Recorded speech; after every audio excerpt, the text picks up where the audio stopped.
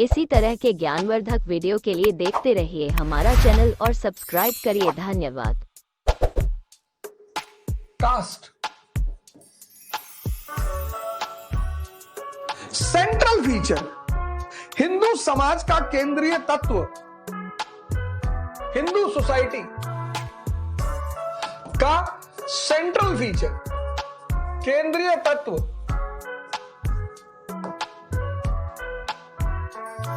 Cast central feature. अब कुछ कहने की जरूरत नहीं है, हिंदू समाज का केंद्रीय तत्व, यानी सब कुछ निर्धारित होगा जाति से। सब कुछ मतलब खाना, विवाह,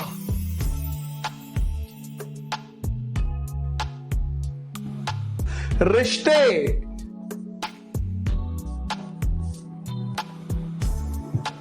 एक्सेट्रा, सब कुछ इसी से निर्धारित होगा।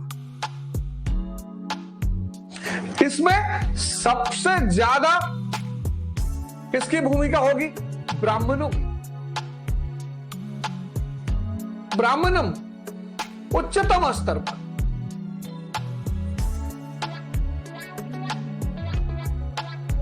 अंतरजातीय विवाह नहीं हो सकते, एक दूसरे के जाति में कोई खाएगा नहीं, जाति निकाला, आउटकास्ट बहुत बड़ा फीचर होगा, पंचायत मुख्य भूमिका निभाएगी, पश्चाताप पेनेंस की भूमिका होगी। अब सवाल उठता है कि ये क्यों हो रहा है? ऐसा क्यों हो रहा है? ऐसा 18वीं शताब्दी में क्यों हो रहा है? ऐसा हमारे संघ के मुखिया हैं मोहन भागवत जी, बहुत ज्ञानी हैं, बहुत सम्माननीय हैं। उन्होंने कहा जाति ब्राह्मणों ने बनाई है। और आजकल तो जो दौर चल रहा है, एक्चुअली ब्राह्मणों को गाली देना बहुत आसान है। कम जनसंख्या है, ज्यादा अचीवमेंट है, धर्म पर अभी भी एकाधिकार है। ज्यादातर ब्राह्मणों का ही धर्म पर एकाधिकार है। 3-4% जिसकी पॉपुलेशन हो और धर्म पर जिसका एकाधिकार हो और अचीवमेंट अच्छी हो, उसको टारगेट बनाना बड़ा आसान है। उससे पोलराइजेशन करने में बड़ी आसानी होती है। एक दलित लीडर हैं कोई दक्षिण के, बता रहे थे 1884 में कांग्रेस पैदा हुई और तिलक तो SC ST OBC के एकदम दुश्मन। विपिन चंद्रा पढ़िएगा, जाति, पहले तो आप थोड़ा सा मैं यहां पर आपको एक चीज बता दूं कि जाति व्यवस्था और जातिवाद दोनों बिल्कुल अलग चीज है। कास्ट सिस्टम और कास्टिसिज्म ये दोनों अलग अलग बातें हैं। आप कहोगे अलग कैसे हैं? ये पैदा हुई गुप्त काल में और ये पैदा हुआ ब्रिटिश काल में।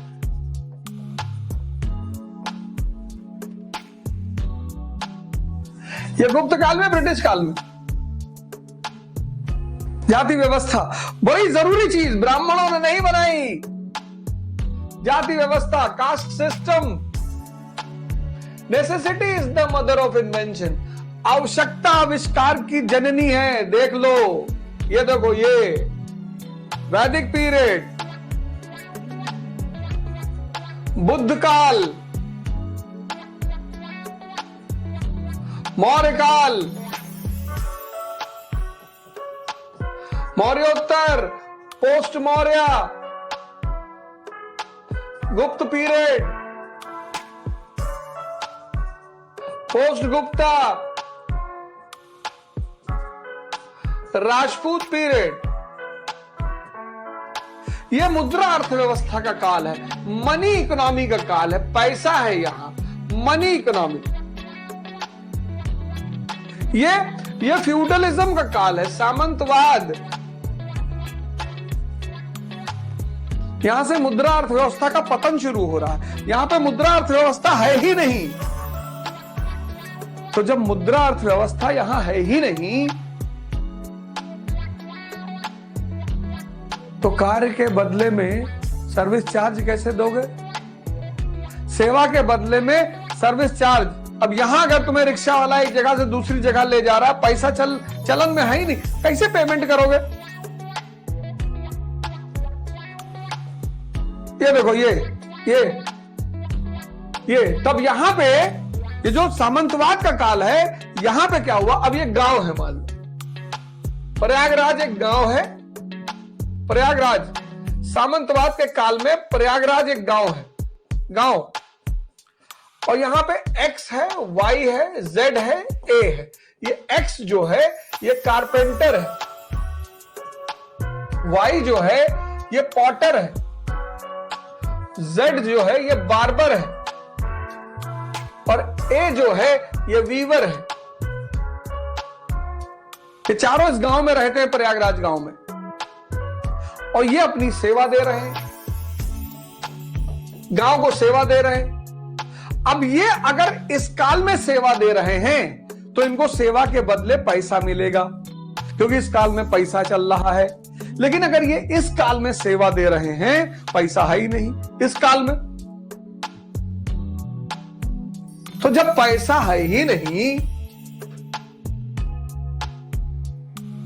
तो सेवा के बदले क्या मिलेगा? सेवा का बदले मिलेगा शेयर। किसमें? गांव के उत्पादन में। तुम देखो, आज भी तुम्हारे घर में शादी वादी जब होती है ना, तो ये लोग आते हैं कि भैया जजमानी, इस व्यवस्था को कहा गया जजमानी व्यवस्था, जजमानी सिस्टम। जजमानी सिस्टम, इसको कहा गया जजमानी सिस्टम। ये सामंतवाद की देन है, ये ब्राह्मणों की देन नहीं है। ये देखो, ये इस काल में, ये देखो इस काल में, ये डायग्राम देख लो, इस काल में यहां तो कहा गया जजमानी। इसी ने आत्मनिर्भर गांवों को जन्म दिया, सेल्फ सफिशिएंट विलेज।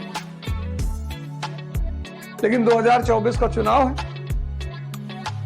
और ब्राह्मणों पे हमला करके सबसे ज्यादा पोलराइजेशन किया जा सकता है। तिलक तराजू और तलवार, इनको मारो, जूताचार। और फिर जब सत्ता में आ गए तो कह देंगे हाथी नहीं गणेश है, ब्रह्मा विष्णु महेश। सभी करते हैं। आप देखो खोल के।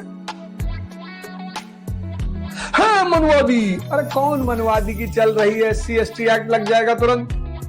हमारे एक स्टूडेंट ने वीडियो बनाया, उसमें उसने कहा कि ब्राह्मणों को दान, मंदिर को अनुदान और मनुवादी को मतदान।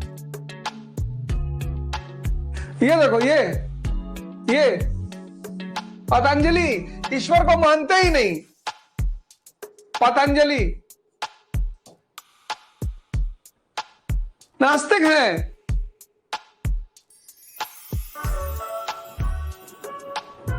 रामानंद मध्यकाल के बहुत बड़े संत हैं। रामानंद ब्राह्मण हैं। कबीर इनके शिष्य हैं। गुरु रविदास इनके शिष्य हैं। सब लोअर कास्ट इनके शिष्य हैं। कहां इन्होंने तेल डाला शूद्रों के कान में? ये देखो, लहड़ी महाशय ब्राह्मण है। इनका एक दलित शिष्य है, भगवान दास। उसको अपने बगल गद्दी पर बिठाते हैं। चेक कर लो ये सब। कहां इसके कान में तेल सीसा डाला खोलता हुआ? परमहंस, रामकृष्ण परमहंस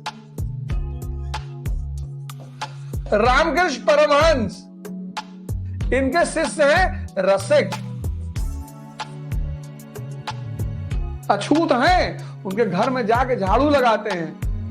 पता कर लो। ये ईश्वर चंद्र विद्यासागर, ईश्वर चंद्र विद्यासागर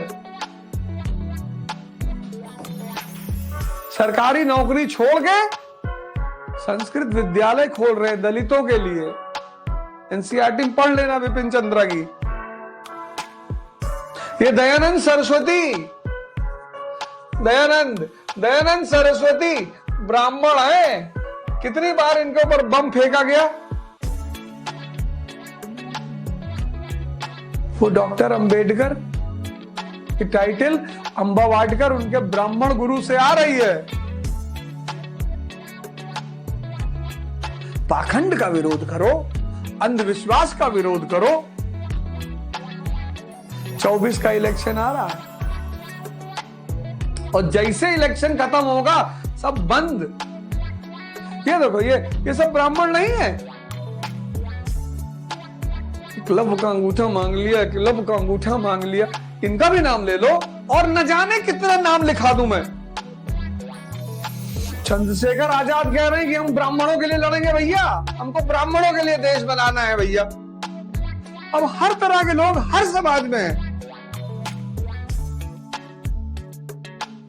इतनी नफरत तो नहीं फैलनी चाहिए ना देश में।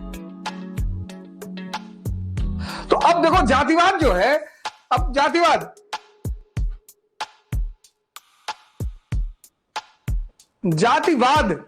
जाति व्यवस्था, यह है जाति व्यवस्था। समझ लो आज ये क्यों पैदा हुई। कम से कम तुम लोग तो पढ़े लिखे हो यार, मतलब तुम्हारे हाथ में देश है। बाकी तो खैर जो मन में आए करो, हमें क्या लेना देना है, हम कौन सा वो कर रहे हैं। आजकल के लीडरों में एक आदमी मुझे बहुत पसंद आता है, वो है चंद्रशेखर रावण। स्पष्टता है उस आदमी में, किसी को गाली नहीं देता, अपनी बात करता है। सामान्य घर से उठा हुआ आदमी है। कहता मेरी माँ चारा काट के लाती थी, मेरे पिताजी स्कूल टीचर थे। टीचर शिक्षक का बेटा है। स्पष्टता है, ठीक है हक की लड़ाई लड़ेगा आदमी तो कुछ ना कुछ तो ताव दिखाएगा ही, लेकिन स्पष्टता है। और हम तो भगवान से कहेंगे चंद्रशेखर रावण को ही पहला दलित प्रधानमंत्री बना दो। और फिर चंद्रशेखर रावण से मैं पर्सनली जाके कहूंगा कि भैया जातिवाद खत्म कर दो, ऑफिशियली खत्म कर दो, कानून बना के खत्म कर दो कि ये दोबारा अपना सर ना उठा पाए।